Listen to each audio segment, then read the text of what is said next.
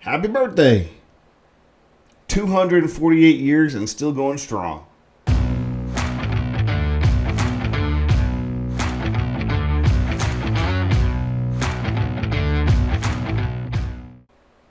Welcome back. Thanks for stopping by. Before we get started, go ahead and click that like button, click that subscribe button, click that notification bell, and then share this with your friends so that we can get the word out on the street about two hands and a foot. Let's get into it. June 14th, 1775. That's 248 years ago. The Continental Congress finally authorized a standing army. So you can get paid to be a soldier. 248 years later, we still have that tradition of enlisting into the army. Now, you might say, well, who was around to defend this land before 1775? Well, that was made up of militias, or what we would consider the National Guard, which was established in 1636, by the way. So got something on the Army there. On the big Army is the National Guard and Reserve Components state. But the Army as a whole, as a body that has a capability of being able to be enlisted into and serve, June 14th, 1775. The official start date. The Army has gone through tremendous changes, obviously, in those 248 years.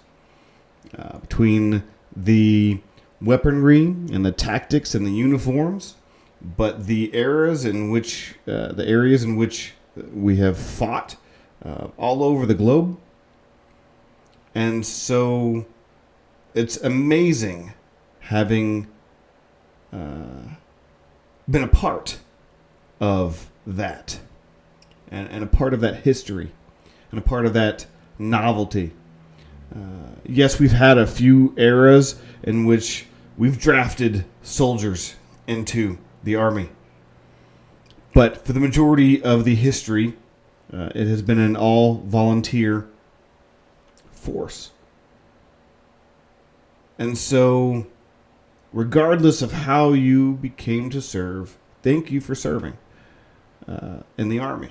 It's a wonderful date in the Army's history.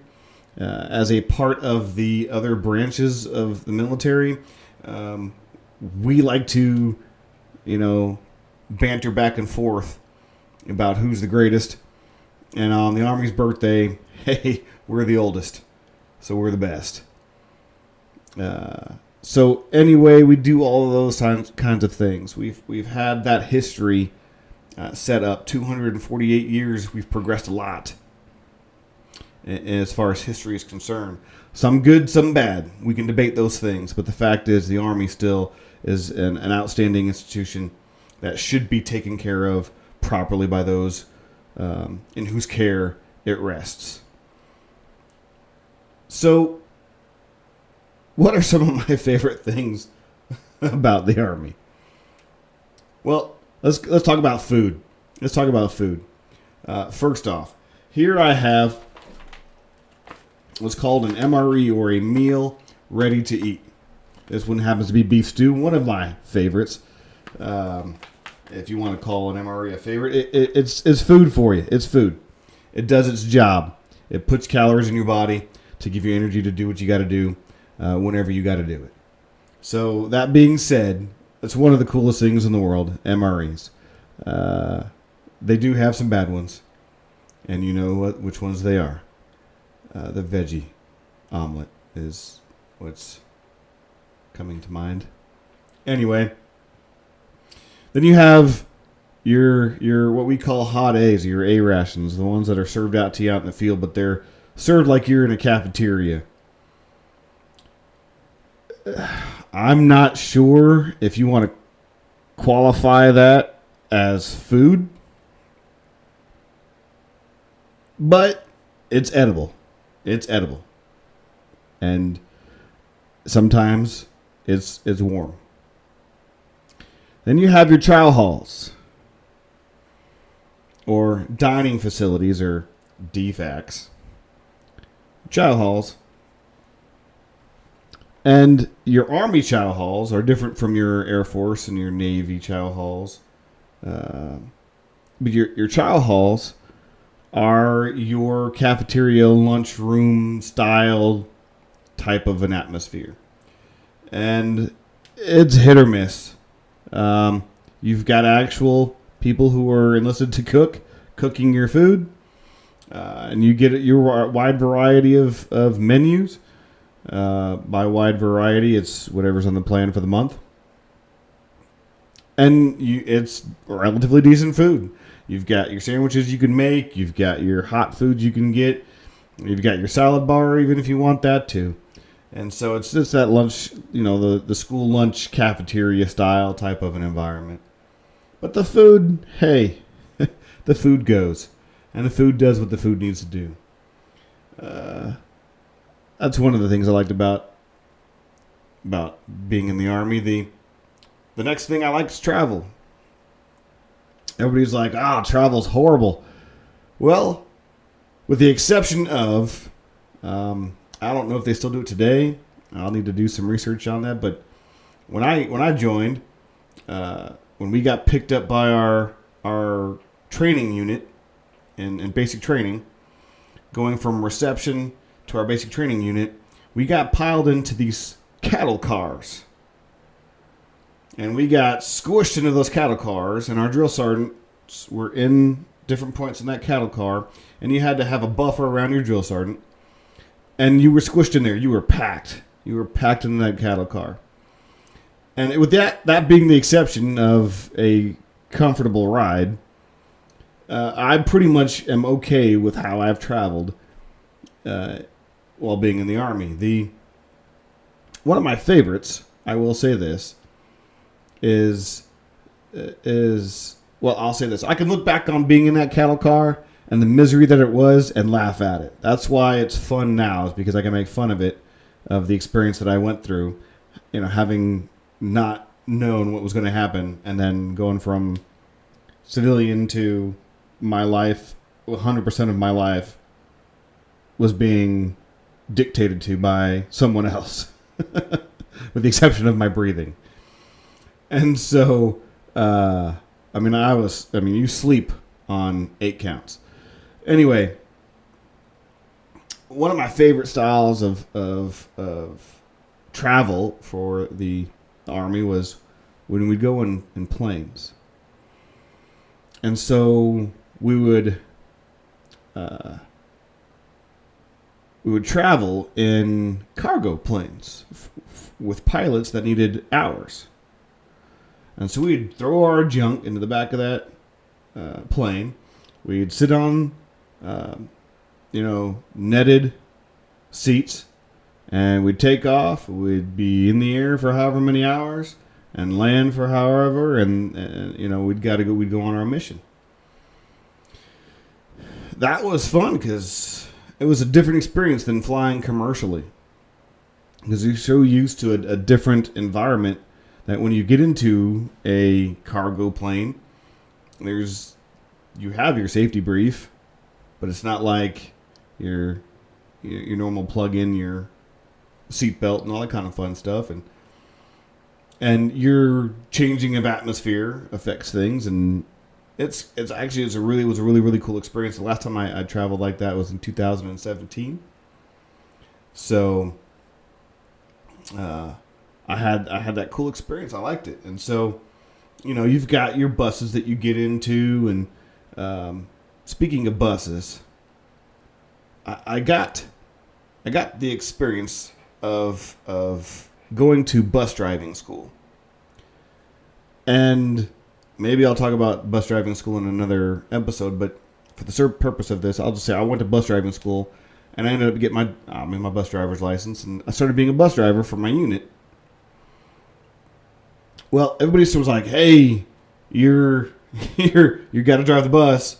Well, a few things about being a bus driver that I found particularly beneficial. One, I was the only, at the time, I was the only person who was in a seat that had a seatbelt. 2, my gear had its own seat because I couldn't put it on my lap like everybody else in the back of that bus. So, because I had to drive. And then the bus never left without me. I was the bus driver. So the bus never left without me. And then, last, but definitely not the least, I was in charge of music. Because I was the one driving the bus. And so you got what I wanted to listen to every single time. That's traveling in style there for you. The next thing that I liked about being in the Army, the word shenanigans covers it rather well. You know, cold water dumping on people to wake them up, telling them it's a different hour than what it actually is. So they get ready in a hurry, and then they realize that's the fun part of it. Locking people in Porta Johns over in the desert, always fun. You'd get in trouble for this one every once in a while, but you did it anyway. You saw how many times you can get the COC or the Command Operations Center, the radio hub, basically, to repeat something. That was always a fun thing to do. That eventually got you in trouble if you pushed it a little too far. But shenanigans. To the fun stuff that you did while you had downtime.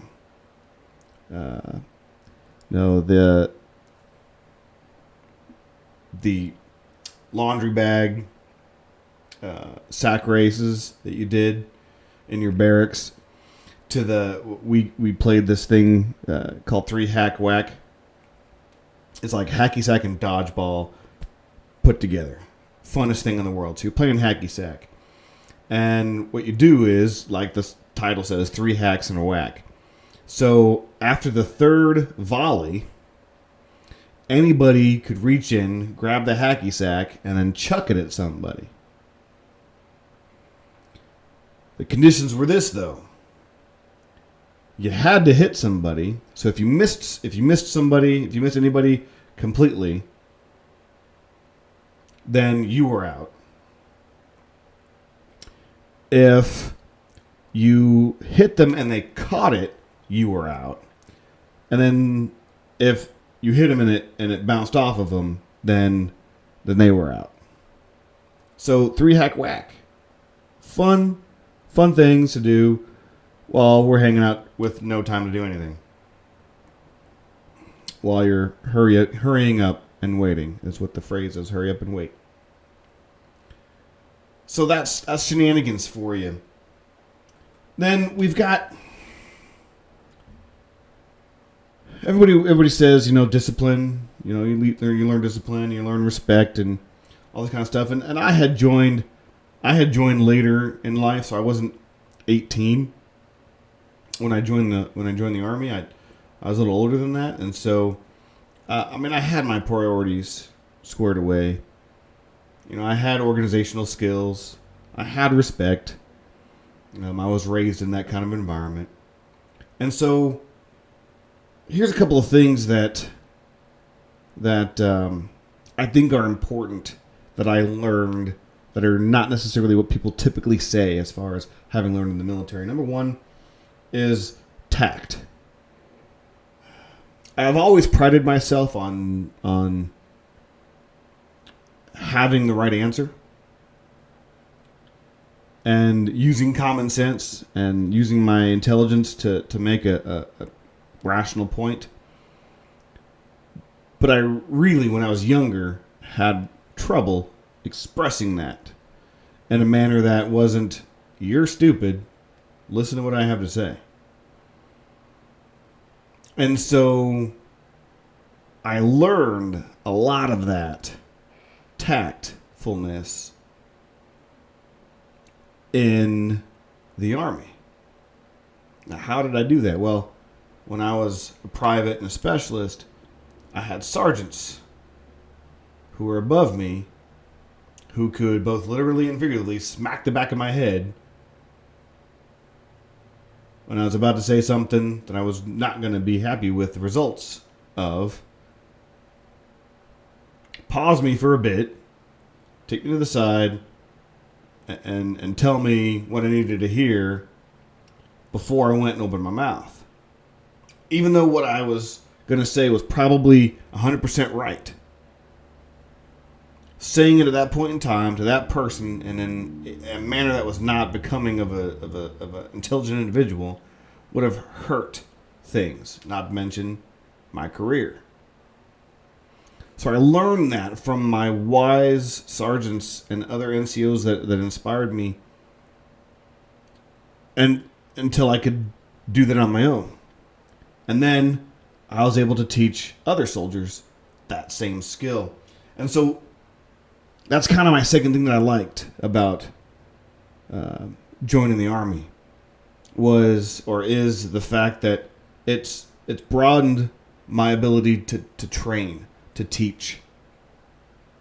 What I think was hilarious was I went to college to become a teacher, and I ended up graduating college and going into law enforcement.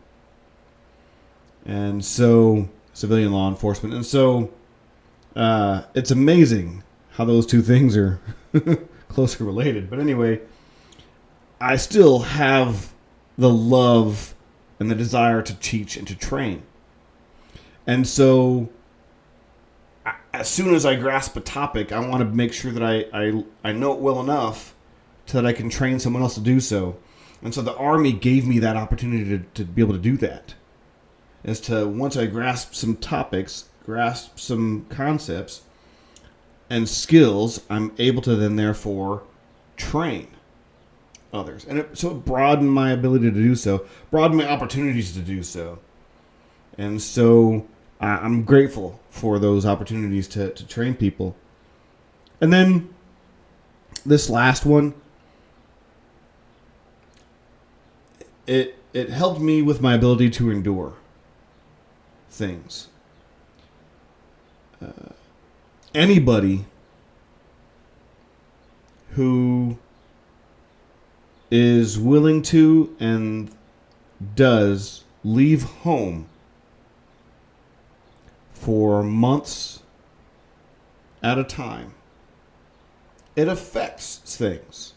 Regardless of what your mission is downrange, whether it's a presidential inauguration, whether it's building hospitals and digging wells, whether it's actual combat, whether it's a mixture of all of the above, no matter what your mission is overseas, being away from home does not feel good. And so the longer you're away from home, the more things that can go wrong start flooding your head, or they do go wrong. And so you have to endure those things, regardless of what the mission is. You have to endure not only the mission, but not being at home. And so for those who say, oh, well, if you haven't been in combat, your deployments don't mean anything. Tough cookies. Regardless of whether you've been in combat or not, you're experiencing something. And it's a disconnect from home. And so the ability to endure is necessary. And so the Army gave me, and as it gives others, the ability to endure. A lot of that is a way of bringing out what's already within a soldier. So you have people who can endure rather well and quickly. and you have some who have difficult times, and so that's a personal battle. And so where I get my ability to endure is not from the Army, but it's helped my ability to endure. And so that's one of the things that I've appreciated having been in the Army. So Army, 248 years, still going strong. Keep up the good work. Keep up the good work.